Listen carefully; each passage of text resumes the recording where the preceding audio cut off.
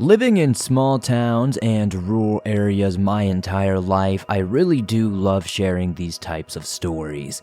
There's just something about hearing other people's perspectives and experiences in similar areas that I grew up in. I myself saw all kinds of strange things while running through the woods playing with my friends and by myself. And I'm sure you have too if you grew up in a very similar circumstance. So, if you have a story that you would like to share in a future episode along those lines, whether it's in a rural area or some sort of small town, be sure to submit it at swampdweller.net or the email you can find in the description down below. Don't forget to slap that like button, subscribe if you're new, and get ready for these creepy and downright strange rural horror stories sent in by viewers just like you.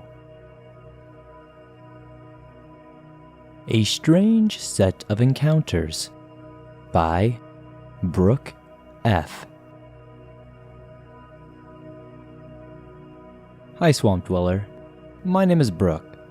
I am a 22-year-old female, and the two short encounters I came to share today are from when I was about 9 or 10 years old.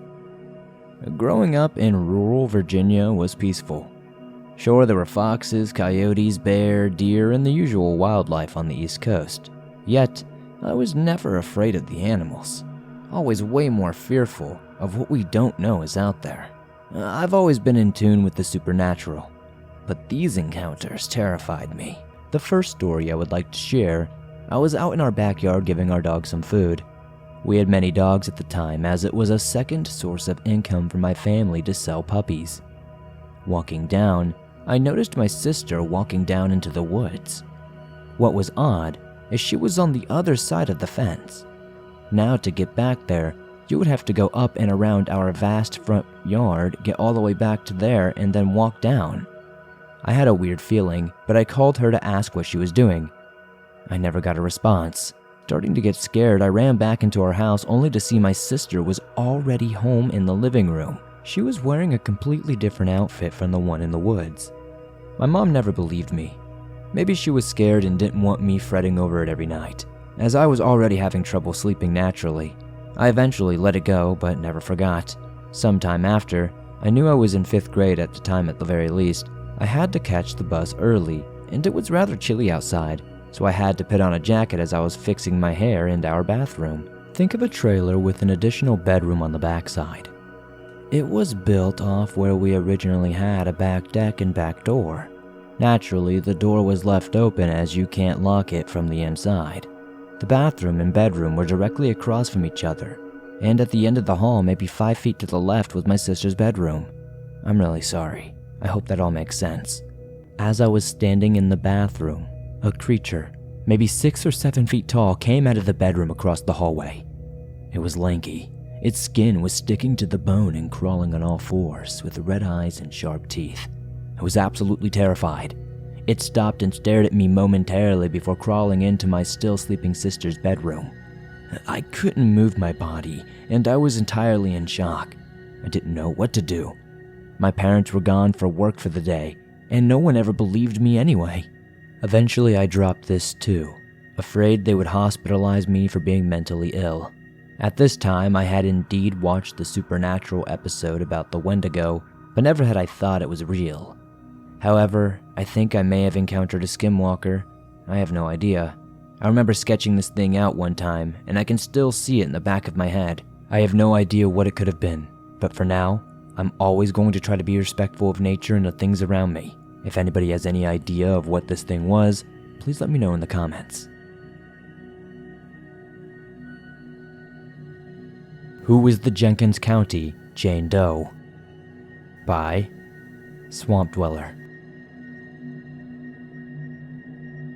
Valentine's Day is one of those less relevant, yet somehow busier holidays that many lovers across the globe partake in every single year. I know personally I love showering my loved ones with gifts on this day to show them how much I care. It seems not everyone is as festive as us though. It seems some people have more nefarious and sinister intentions. This story is a tragic and unsolved case from the late 1980s.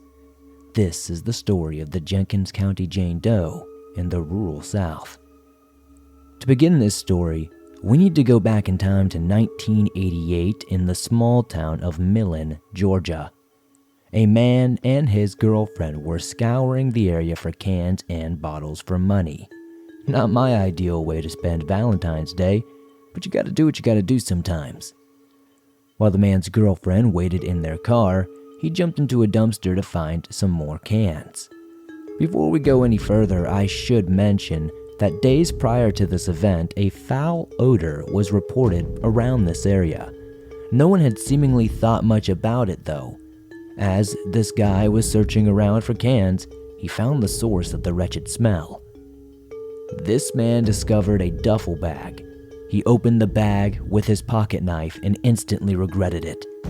He had made a genuine, gruesome discovery. There were body parts wrapped in plastic stuffed into this duffel bag. The body parts were severely decomposed at this point. At first, the man was shocked and didn't even know what to do with this find. For some reason, his first reaction was to get a friend to come look at the contents to confirm that it was indeed a bag of body parts. This was indeed exactly what it was though, a dismembered, decomposed body of a woman. Who was this poor woman, you might ask? This is a true, ongoing mystery. Around 4:45 that same day, the Georgia Bureau of Investigation, aka the GBI, and the local police were on the scene. Due to Millen being such a small town, the local coroner didn't actually have the experience needed for this crime scene. Since the local facilities were not equipped for this, the autopsy was conducted in Atlanta by a GBI coroner. It was reported that the woman had been in the dumpster since Friday the 12th, 2 days before she was discovered on Valentine's Day. But reports show she was dead for probably at least 4 to 7 days. There were no apparent signs of injury, but her feet had been bound. Many other tests were run on Jane Doe, and she came back negative for any drug or seminal evidence, which would have indeed been left behind if an assault occurred. Unfortunately, no cause of death could be 100% determined, which makes profiling the killer much harder. Rumors do speculate it could have been due to some sort of asphyxiation. No matter how she died though, she is considered to be a murder victim. Since Jane Doe's remains were in such bad shape, the post-mortem photos were never released. At least, I couldn't find them anyway. There are 2 available reconstruction photos of Jane Doe though. The first sketch was made up by GBI forensic artist Marla Lawson in 1988. It was admittedly not to be as detailed as the composite that was later made. The main goal of the composite was to show people what Jane Doe may have looked like. She was estimated to be somewhere between the ages of 16 or 25. She was roughly 5'4" to 5'5" in height and would probably have weighed around 135 to 145 pounds. She was described as having a slim build. She has long, thick brown hair. It might even be black. There is a rather large dispute in her eye color though. Multiple sources report that it's listed as brown. In others, it's listed as unknown. Her dental records have shown that she did have good teeth. Her upper teeth were somewhat crooked, and she had recently had a lower wisdom tooth removed not too long before she was killed. The last detail I could find is that Jane Doe's legs were freshly shaven. Another detail that has been up for much speculation and confusion is Jane Doe's race and ethnicity have not been identified. This may seem trivial, but knowing a victim's race and ethnicity can reveal much information about the culprit. Media rumors speculate that she was Asian with the possibility of being mixed, though local talk disputed that fact and assumed she was in fact Latina or Native American. Marla Lawson, the GBI forensic artist who created the reconstruction of Jane Doe based on the post-mortem pictures, thought she was of Asian or white descent as well. This stalemate in conflicting details could be a real monkey wrench in the progression of this investigation. Inside the duffel bag, officials found a pillow, bedspread, bed sheets, and a towel alongside the body parts. The pillow and quilt seemed to be from the same matching set. They both had the same rose design. The bed sheets reportedly had no procedures or unique markings. The towel had some sort of butterfly design printed on it. The bedding was eventually linked to a Korean manufacturer. Officials can't be sure, but they think they can link these items to some sort of property that Jane Doe could have potentially owned herself. Now, I did find more details on this case while I was digging around online. I studied deeper into Millen, Georgia and the surrounding areas, specifically in 1988 when this crime occurred. For some context, Millen is a tiny town. Even today, the city boasts just over 3,100 residents. In the 1980s, the town only had just a few hundred more residents, sitting at around 3,800 in its prime. The city of Millen at the time had a majority of its population made up of African American families. Asian American families were a tiny minority in Millen at the time. After looking at the historical table of the town's population, you can see that Asian Americans only made up 0.17% of the population. If we look at the Native American population, it was even less at only 0.06% of the people in Millen. So if Jane Doe came from any of these racial backgrounds, then a quick look into the residents at the time who fit those backgrounds could help determine who this girl is. Speculation that does argue against this point, though, is that due to the demographics of the area and the fact that undocumented migrant workers came through the site seasonally, it is suspected that Jane Doe may not even be from the area at all, actually. It is common for serial offenders to abduct their victims and drop their bodies off in unrelated locations to confuse investigators. More specifically, the dumpster Jane Doe was found in was located off Kaiser Road and Old Perkins Road. Though the original dumpster was taken as evidence, the area has been cleared now to enlarge the road. There are endless speculations on who, where, and why Jane Doe was killed. Something she could have been a part of was this ever-growing human trafficking epidemic This was particularly bad at the time, especially for Asian immigrant women, who were more vulnerable and easily manipulated. While reading write-ups on this case, I stumbled upon a Reddit post that mentioned that in Georgia at the time, these women came from various nationalities. Many were Asian, and exceptionally high number were originally from China.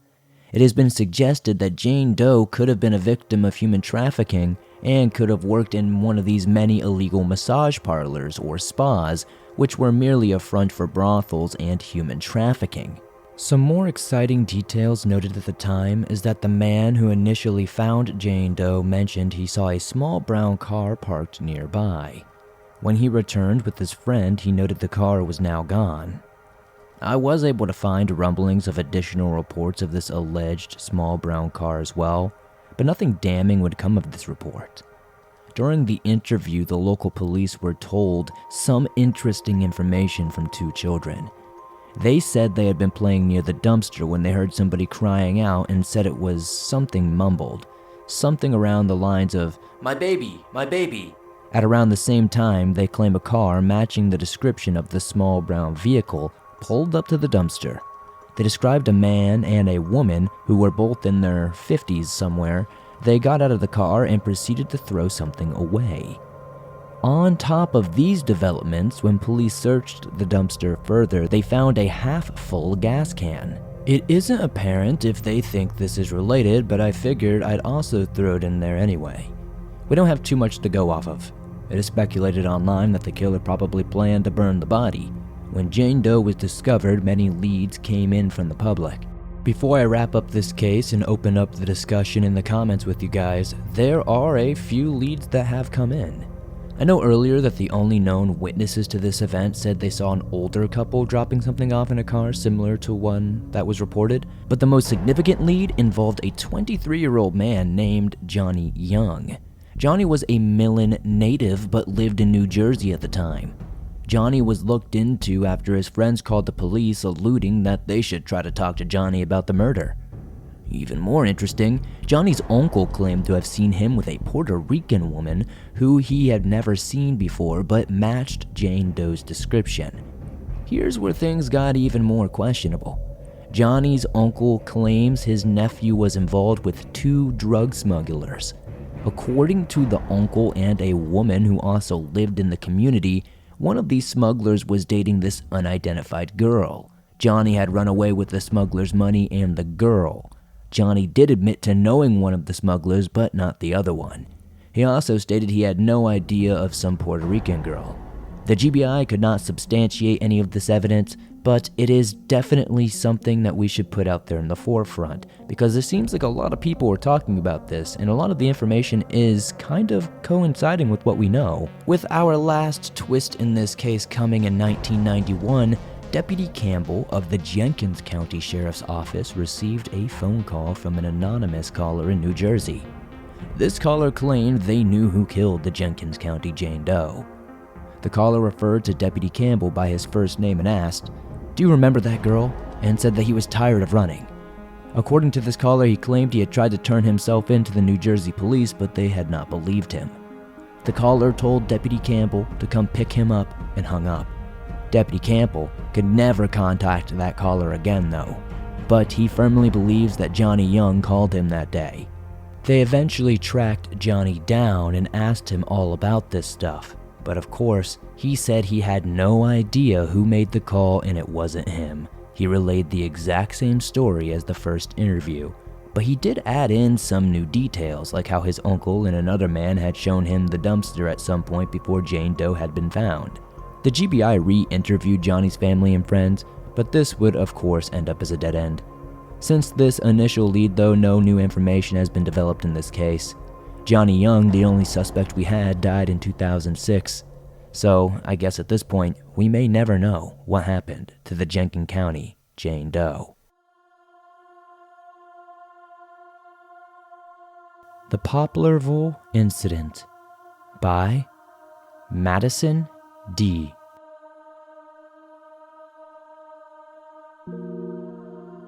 Hello, Swamp Dweller. I recently found your channel about 2 days ago and I knew I had to submit a story. This happened in 2016 in a small town called Poplarville, Mississippi. My brother and I were out hunting. We live on an immense piece of land known as Indian Land. But anyway, on this night we were not expecting to shoot anything, just to go scope around. We typically pack on horses, but we decided not to this night. We just didn't want to spook anything. But as we walked closer to our hunting grounds, I started to feel unsure and uneasy. I asked my brother if he felt the same, but he seemingly didn't, so we continued. Sometime about an hour after, we made it to the hunting stand, climbed in the air, and looked around, hoping to spot something. We spotted 2 young bucks and a doe, not bad, but then that uneasy feeling came back, and all the deer had suddenly scattered, and everything went eerily silent. There was no sound, the wind had stopped. I looked at my brother, and I could tell he was feeling the same thing. Then we heard something moving around in the tree line, and it started to smell ungodly, like somebody had the worst BO and garbage ever. It was so bad that my brother literally threw up. We listened for a moment, and then we started hearing movement in the tree line, and then we saw it. It was a buck-like creature with a set of antlers, but instead of skin and stuff, it was just an exposed skull. It looked like it had completely rotted out. The eye sockets were 2 dark red eyes, and they were fixed on my brother and me. The thing was watching us intently, and it made an unpleasant smile. As it watched us, my brother and I were frozen in fear, not daring to make a move, but my brother unfroze, grabbed his gun, and shot at it twice, hitting it once. This thing let out an unsettling scream, something I have never heard in my lifetime. We heard it run off, so me and my brother scurried down and ran back to our house as fast as we can. We made it to the house out of breath. My brother asked me what the heck I thought that was, and I told him I have read stories of things called the Wendigo. My grandmother had also told us about Wendigos as we were growing up, and apparently they roam the land. I don't know if I'll ever see that thing again, but I surely hope I don't. I still feel uneasy from this.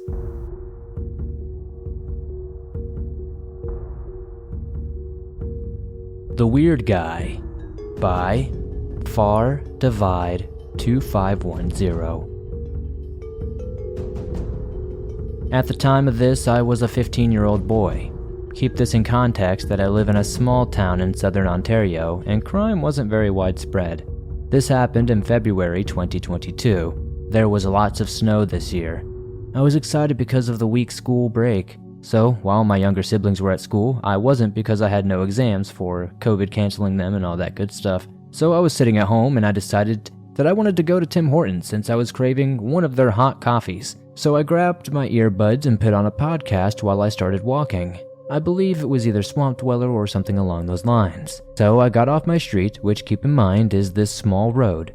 Hence, I walked onto a longer road which took about 20 minutes to walk down to get to the main street I had to get to. Getting to Main Street, I now had to walk another 20 minutes to get to the Tim Hortons I was going to, so I continued down the road. I wasn't thinking about much, I was kinda just lost in my own head when suddenly a man in his young 20s stopped me about halfway down the road by touching my shoulder, and I was kinda shocked.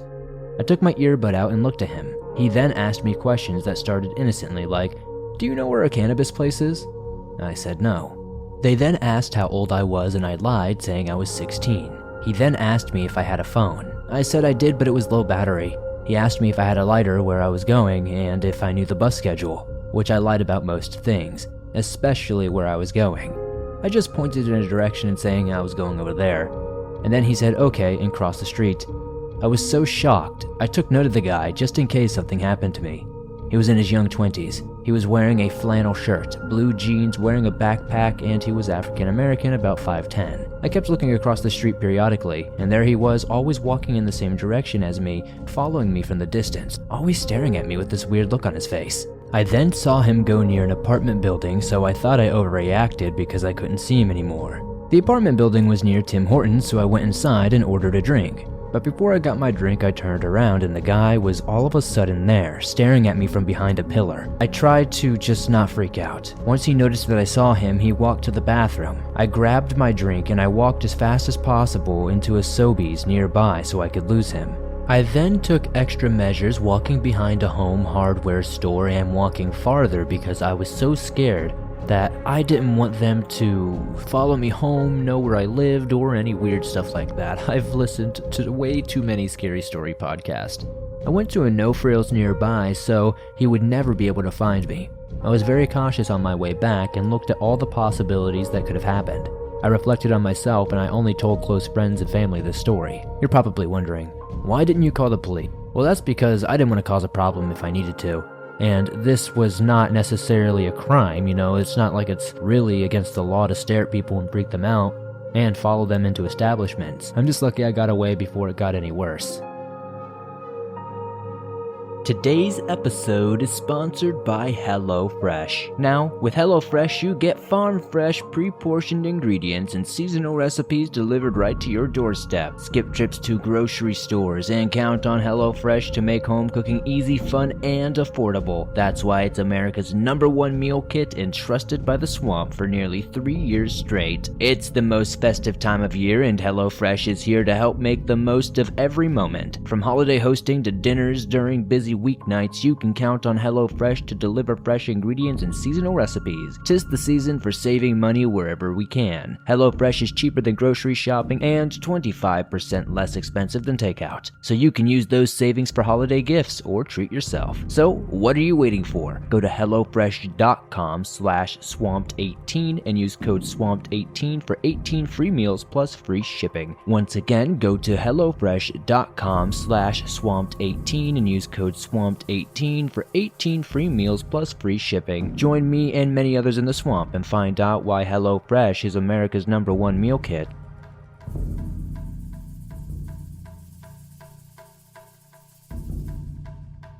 The Ferry Ghost by Senora.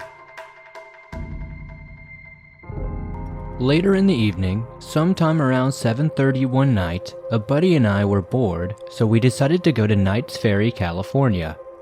Knight's Ferry is a well-preserved, old small town on a river for tourists to whitewater raft or explore the old bridge and brick buildings, which have bars on all the entrances and windows for obvious reasons.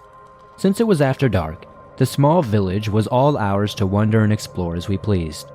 We did this for about half an hour, our footsteps echoing off the looming dark old brick factories and stores. Finally, my buddy realized he had left his phone in his truck and left me near the old bridge while he went to check it. About 10 minutes later, I was starting to wonder where he was, when he suddenly came jogging up to me, pale-faced, looking absolutely terrified. Through his huffing and puffing, he managed to get out that we had to leave because something had spooked the crap out of him.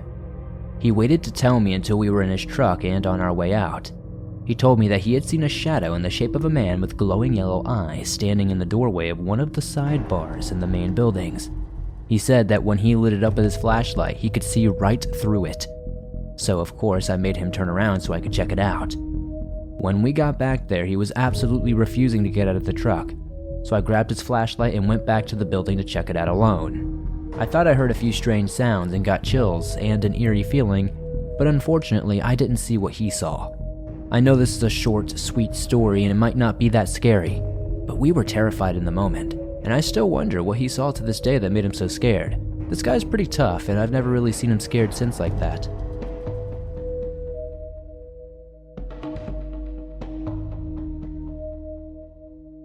North Dakota Horror by Andy J. This happened to some of my friends and me during the summer of 2021 after my high school graduation. I'm from a small town in North Dakota, and my buddies and I are the stereotypical rednecks of the city. You know, the type who drive loud trucks and is always armed somehow. We were doing what most teenagers do for fun in the Midwest, driving around and shooting signs. When we got low on ammunition, one of my friends, we'll call him Gary, recommends we check out this snowmobiling warming hut where he's experienced some paranormal activity. Now my buddies and I are all Christians and are very religious, but we couldn't pass up an opportunity like this either because we were also buzzed, or because we were just dumb teenagers with nothing to do. So we arrive at the old shack and sit in my other buddy's, we'll call him Larry, F-150 truck. We turn off the headlights and the dash lights and look and listen. Even though I didn't believe in the paranormal at the time and was skeptical, I felt reassured that I had my AK with me. It's important to note that it is hot for a North Dakota evening and extremely dark out. We were all content, feeling good, and someone in the back seat suddenly said it felt like we were being watched. After he said that, I flipped the safety off my AK and tried to be aware as possible. Then he shouted, "Holy crap!" in the most terrified, helpless voice I'd ever heard come out of him. He tells us to look in Larry's rear view mirror. What I saw was genuinely horrifying. In this rear view mirror, this glowing white figure stands about 7 or 8 feet tall. It's only about 30 yards away from us, peeking behind a tree. Larry immediately turns his truck on and throws it in reverse to get a better look, but just as abruptly as it had appeared, it was instantly gone. I fired a few rounds in its general direction, and immediately after I did, the air got freezing cold. After that, Larry floored it, tearing out of there like the Dukes of Hazzard. We were all spooked to our bones, but one of my buddies, we'll call him Barry, says he saw nothing. Now, the white figure was terrifying, but the creepiest part is why Barry didn't see it when all the rest of us did.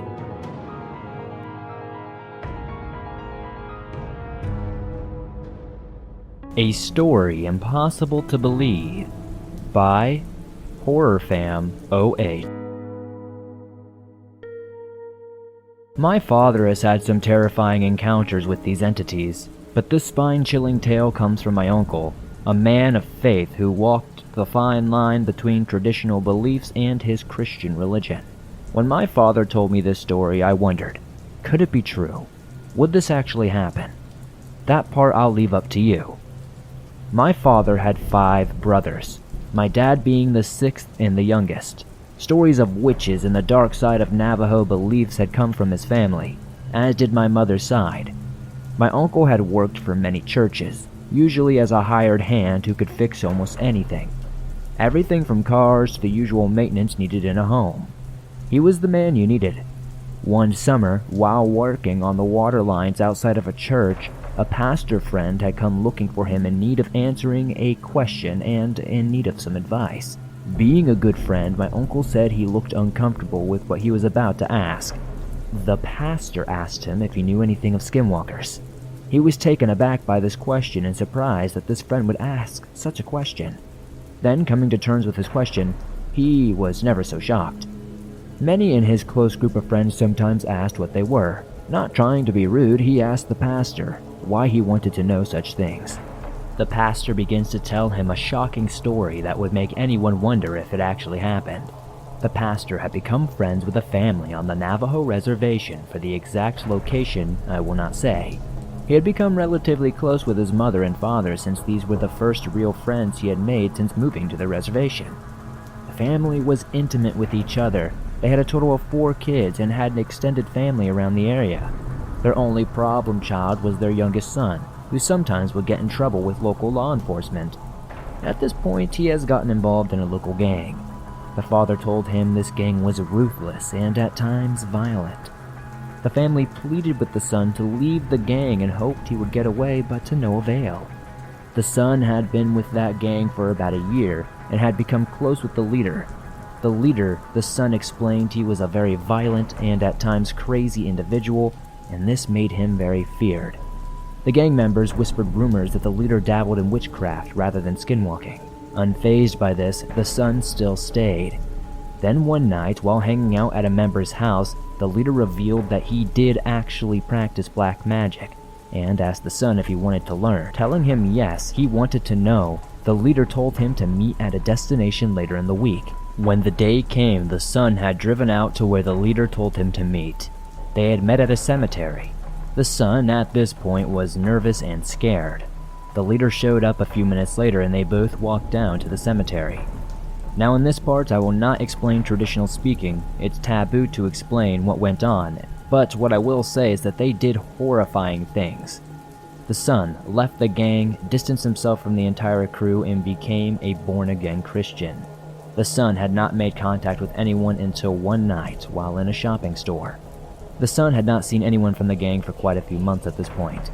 This night of all nights, he had run into the leader. Shocked, the son tried to ignore him but was cornered by him, and he said the leader was angry with him and told him he betrayed him and that he was going to teach him, sending a cold chill down his spine. The leader told him to watch his back. Wherever he went, he would find him. Terrified, the son had come to the pastor and asked him what he should do. The pastor, somewhat shocked, didn't know what to do but told him to keep faith in his beliefs and everything should be okay. As soon as the pastor was done with the story, my uncle told him to tell the son to seek out traditional spiritual help and take it from there. Months had passed when my uncle asked about the son. The pastor said that he had given his advice and now they were living peacefully outside the reservation. You can believe the story if you want, but take this warning.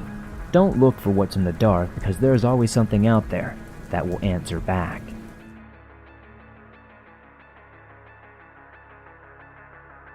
Thanks for listening to these creepy and allegedly true rural and small town horror stories sent in by viewers just like you.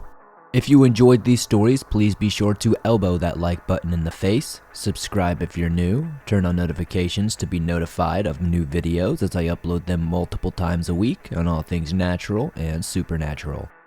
If you enjoyed these stories, definitely let me know which one was your favorite in the comments down below. I always love seeing your reviews. If you made it all the way to the end, be sure to comment today's code word, which is Blue Spike. It's always fun to see how many people make it to the end and confusing anybody who doesn't, because if some people just come to the video, they look at the comments, they're like, what the heck's going on down here? I always pin the funniest one to the top of the comment section, and it's a good time. Thank you guys so much for supporting the swamp the way you do.